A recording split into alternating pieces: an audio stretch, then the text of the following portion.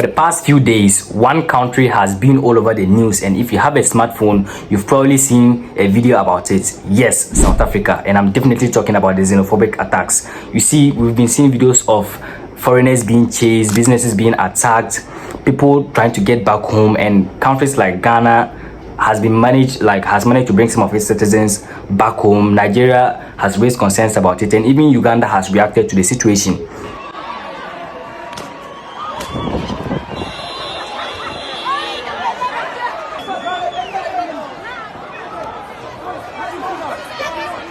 Most people are calling it exactly what it is. It's xenophobia. Foreigners are being targeted, and that is something no one should have to go through.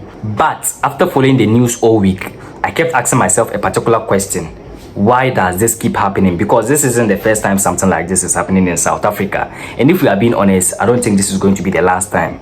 So in this channel, we don't just talk about the news. We don't just talk about the headlines. We go beyond the headlines. And I'm going to be telling you something that a lot of these reporters are missing. And once you get to understand it, you are going to understand the headlines better. Now, it is easy to look at everything that has been happening and simply conclude that all these xenophobic attacks is happening simply because South Africans hate foreigners. Or should I say, some of the South Africans hate foreigners. And don't get me wrong, I'm not saying they don't hate foreigners, because yes, they hate foreigners. It's true, they actually hate the foreigners. But then if we just look at the fact that they hate the foreigners and stop there, then we are going to miss the bigger picture. Let me put you on. You see, when life gets harder and jobs are hard to find and businesses are struggling and people are feeling like they are falling behind, it is human nature to find somebody and blame for that problem. And foreigners are often the easiest people to point at because they are different, they look different, they speak different, they come from somewhere else. So it is easy to believe that if they weren't there, then somehow life would just get better. And that is where things become dangerous, because it is actually easier to blame people than to actually solve the problem. Okay, now let's imagine that all the foreigners in South Africa left tomorrow. Will unemployment suddenly disappear?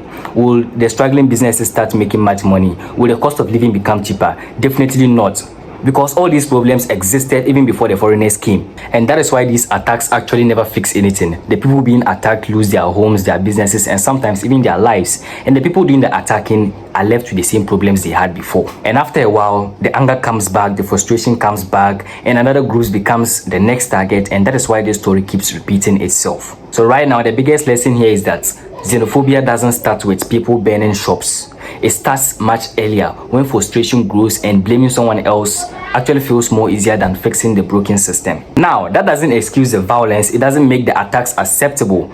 But if we never ask why this keeps happening, then we will probably be having this same conversation a few years from now.